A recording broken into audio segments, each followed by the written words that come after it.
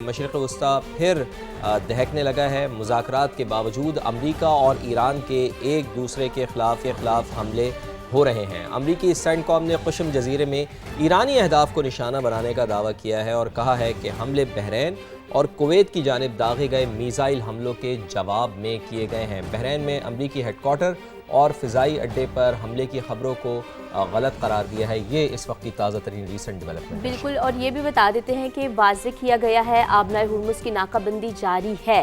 अमरीकी फ़ौज ने बोत्सवाना के परचम बरदार ऑयल टैंकर को रोक लिया। गैर मुल्की मीडिया के मुताबिक ऑयल टैंकर ईरान के जजीरा क़ारिक़ की जानिब जा रहा था। बिल्कुल, अब तो देखते हैं कि ये मामलात आगे कैसे बढ़ते हैं, चूँकि ये कोई अच्छी बात नहीं है कि एक दूसरे के ऊपर हमले किए जा रहे हैं और एक ऐसे वक्त में किए जा रहे हैं कि जब पैरेलल आपके मुज़ाकरात भी जारी हों, तो यकीनन ये कोई अच्छी खुशी की बात नहीं है, कोई खुशी की खबर नहीं है। अमरीकी अफवाज ने आबनाए हुर्मुज़ के करीब ईरानी ऑयल टैंकर को भी निशाना बनाया है। पासदारान इनकलाब की जानिब से ऐसा बताया गया है। अमरीकी हमले में जहाज़ के इंजन रूम को नुकसान पहुंचा है। ईरानी पासदारान इनकलाब की जानिब से ये बताया जा रहा है। जवाब में अमरीकी और इसराइली जहाज़ों पर मिसाइलों से हमला किया गया है। पासदारान इनकलाब का ऐसा बताना है कि बिल्कुल, अमरीकी अफवाज ने जजीरा खुशम में IRGC के मवासलाती टावर को भी निशाना बनाया है। हमले के जवाब में फिफ्थ फ्लैट हेडक्वार्टर हेलीकॉप्टर्स को भी निशाना बनाया गया है। और ये जो सारी डिटेल्स है ये हम आपको पासदारान इनकलाब की जानिब से बता रहे हैं जनाब। तो पासदारान इनकलाब की जानिब से ये भी बताया गया है, तो ये भी कोई एक अच्छा साइन नहीं है कि दोनों जो फरीक़ैन हैं वो आपस में उन्होंने एक बार फिर से लड़ना शुरू कर दिया। तो जब मैं कहता हूँ कि अगर तो जंगबंदी के दौरान ये मुज़ाकरात हो रहे हैं तो मुज़ाकरात का कोई ना कोई नतीजा फौरी तौर पर निकल जाना चाहिए। जितना आप इसको ज़्यादा तूल देंगे तो उसमें उतनी ही ज़्यादा ख़राबियाँ हो सकती हैं। तो अमरीकी सदर डोनाल्ड ट्रंप ने कहा है कि फ़ेक मीडिया झूठी खबरें फैला रहा है।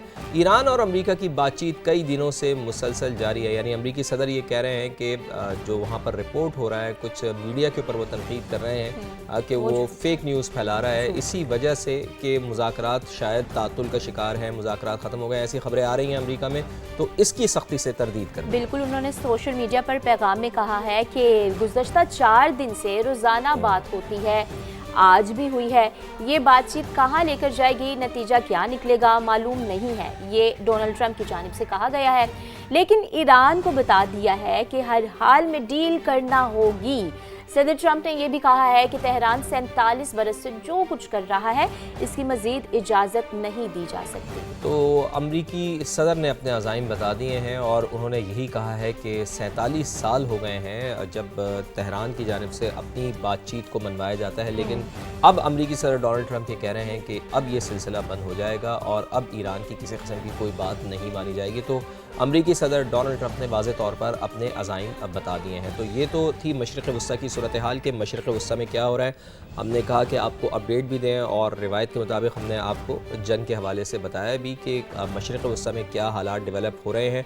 अब आते हैं ज़रा जी अपने मुल्क की तरफ और आपको बताते हैं कि हमारे मुल्क में क्या हो रहा है। तो जनाब नायब वज़ीर-ए-आज़म इसहाक़ डार की ज़ेर सदारत किफ़ायत शयारी इक़दामात की निगरानी और अमल दरामद कमेटी का बड़ा अहम इजलास है जो हुआ है। मुल्क भर में दुकानों और कारोबारी मराकज़ के औक़ात कार में तोसी का बड़ा फ़ैसला हुआ है। तो कारोबारी बिरादरी का एक ये समझने का मुतालबा माना गया है। दिन के तवील दौरानिए और शदीद गर्मी के पेश नज़र अब मुल्क भर में दुकानें, बाज़ार और शॉपिंग मॉल्स रात 9 बजे तक खुले रह सकेंगे, जो एक बड़ा अच्छा फ़ैसला। और कारोबारी बिरादरी ये कह रही थी जी जनाब 8 बजे नहीं बल्कि इस टाइम को थोड़ा सा एक्सटेंड किया जाए, वो 10 बजे का कह रहे थे लेकिन हुकूमत ने 9 बजे का फैसला किया। बिल्कुल, और ज़ैदी साहब अच्छी चीज़ ये है कि हुकूमत ने मुतालबात माने हैं। हुकूमत ने जो ताजरान को मुश्किलात पेश आ रही थी उस पर नज़रसानी भी की और एक अच्छा फ़ैसला भी दिया। तो कमेटी के फ़ैसले के मुताबिक रिटेल कारोबार और शॉपिंग मॉल्स को रात 9 बजे तक, जबकि रेस्टोरेंट्स, कैफ़े और खाने पीने के मराकज़ को रात 11 बजे तक खुला रखने की इजाज़त होगी। मैरिज हॉल्स की बात कर लेते हैं। तकरीबात के मकामात पर ये रिलीफ लागू नहीं होगा। अच्छा। और वो बदस्तूर रात 10 बजे बंद कर दिए नहीं, ये एक अच्छी बात है कि जो शादी हॉल्स हैं वो उनको रात 10 बजे तक ही बंद होना चाहिए। 11 बजे तक, 12 बजे तक। वैसे तो कराची में ये कल्चर नहीं है कि रात 10 बजे बंद हो जाएँ। गो के SOPs तो हैं लेकिन वहाँ पर अमल दरामद नहीं होगा। लेकिन कम से कम पंजाब में ये अच्छी बात यह है कि लाहौर में अच्छी बात यह है कि मैं जितनी भी शादियों में गया हूँ वहाँ पे 10 बजे शादी हॉल्स बंद हो जाते हैं। ये एक वाकई बहुत अच्छा कल्चर है।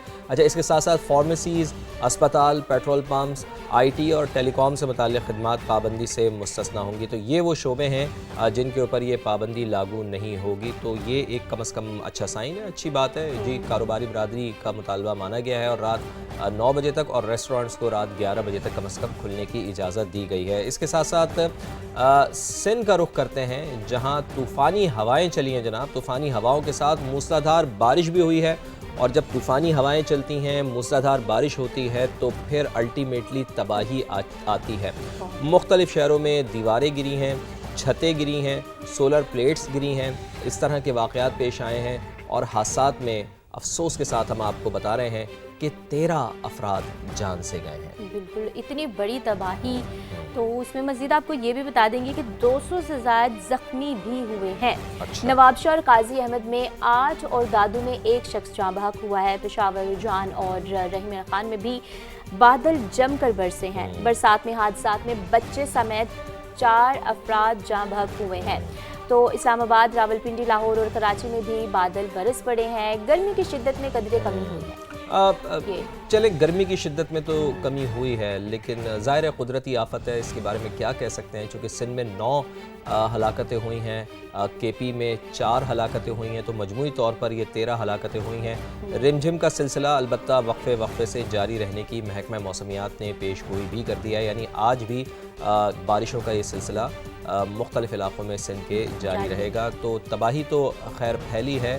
तकरीबन 13 अफ़म इत्तलात हैं कि वो इन बारिशों के नतीजे में, इस तबाही के नतीजे में अपनी जान से हाथ धो बैठे हैं। मुख्तलिफ़ हादसात के नतीजे में ये हलाकतें हुई हैं। तो महकमा मौसमियात की जानिब से जैसा कि हमने आपको बताया कि वो ये भी बताते हैं कि आज भी वक्फे से बारिश का सिलसिला जारी रहेगा। तो तबाही तो बारिश लेकर आई है लेकिन एक तबाही मुसलसल मुक़द्दर बनी हुई है और वो शहर है कराची का शहर। तो कराची के हवाले से भी तफसीली गुफ्तगू करेंगे, आपको बताएंगे कि कहाँ पर क्या कुछ हो रहा है और क्यों इंतज़ामिया मुतहर्रिक नहीं हो रही। हम तो पूरी कोशिश करते हैं कि इंतज़ामिया को झंझोड़ें, उनको जगाने की कोशिश करें। खबर वही अंदाज नया में जनाब, अब बात करेंगे शहर कायद के हालत ज़ार की। तो ज़ैदी साहब, आई वॉन्ट के, क्योंकि आपने आवाम को बताया था कि आप इशू शेयर करेंगे, तो आई वॉन्ट के आप उनको बताएं कि क्या मसले मसाइल चल रहे हैं। कराची के तो मसाइल हैं ही बहुत ज़्यादा, बेशुमार है। किस मसले की कराची की बात करें तो कराची में गलियों और सड़कों के बाद अब खेल के मैदान भी कचरा गाह बनने लगे हैं। जेट लाइन की कंप्रेसर मार्केट से मुत्तसिल ग्राउंड है, यहाँ कचरे के अंबार हैं। मनाजिर में भी आप देख सकते हैं कि कितना कचरा यहाँ पर नज़र आ रहा है। तो अब आप देखें ना, अंदाज़ा लगाएं कि इतना ज़्यादा यहाँ पर कचरा है कि बच्चे फिर यहाँ पर कहाँ खेलें जाके, उनके लिए तो कोई जगह ही नहीं बचती। और फिर यहाँ पे कब्ज़ा माफिया भी है, देखें रिक्शा भी यहाँ पर आपको खड़े हुए दिखाई दे रहे हैं। तो बच्चों के लिए एक बहुत ज़्यादा परेशानी है। जो कराची के जो मासूम बच्चे हैं, छोटे छोटे बच्चे हैं, उनके लिए कोई खेलने की जगह ही नहीं है। गंदगी है यहाँ पर और ताफुन है जिससे बीमारियाँ फैलने का भी ख़तरा है। तो हमारे साथ मौजूद हैं हमारे नुमाइंदे शाहनवाज़ अली क़ादरी, जो रोज़ाना ही कोशिश करते हैं कि इंतज़ामिया को जगाया जाए। तो शाहनवाज़ अली क़ादरी की तरफ चलते हैं। शाहनवाज़, बहुत अच्छा काम आप कर रहे हैं कि कम से कम कराची के मसाइल आप उजागर कर रहे हैं और हम ये उम्मीद रखते हैं कि आप जिस तरह से मसाइल की तरफ तवज्जो दिला रहे हैं हुकूमत को, इंतज़ामिया को, तो कम से कम इंतज़ामिया ज़रूर जागे। तो अभी आप चूँकि जेट लाइन में मौजूद हैं, कंप्रेसर मार्केट से मुत्तसिल ये ग्राउंड है, मैं सिर्फ ये कहना चाह रहा हूँ कि एक तो हम ये देखते हैं कि कराची की शाहराहों पर कचरा है, घरों के बाहर कचरा है और अब ये कचरा निकल कर जो पार्क्स हैं, खेलों के मैदान हैं, वहाँ तक जा पहुँचा है।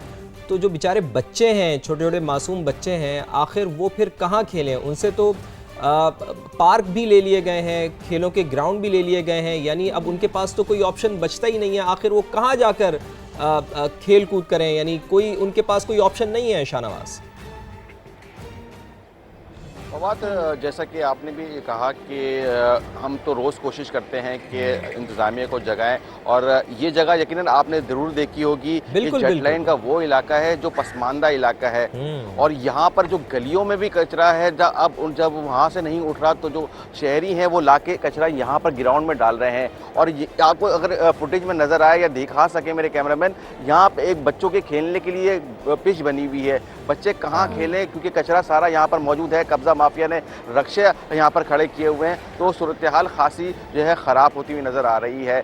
23 अरब रुपए का जो बजट है वो मिलता है सिंध सॉलिड वेस्ट को सिर्फ कचरा उठाने का, और अगर हम एक यूसी की बात करें तो 1.5 करोड़ रुपए जो है एक यूसी लेता है सिर्फ कचरा उठाने के लिए। लेकिन पैसा कहाँ जा रहा है, काम क्यों नहीं हो रहा, मुर्तज़ा वहाब कहाँ है, कोई इस बताने को तैयार नहीं है। और ये सिर्फ एक इलाका है, एक यूसी की कहानी है, और पूरे शहर में आप विजिट करने निकल जाएं, आपको ऐसे ही जो है कई मनाज़िर मिलेंगे जहां पर कचरों के ढेर लगे हुए हैं और कोई उठाने वाला नहीं है और कोई बताने वाला भी नहीं है कि आखिर कचरा उठ क्यों नहीं रहा। और इसके अलावा जो पैसे हैं वो लिए जाते हैं यूटिलिटी बिल के अंदर, जो है चार्जेस लगकर आ रहे हैं, लेकिन वो पैसा कहाँ जा रहा है कोई बताने को तैयार नहीं है।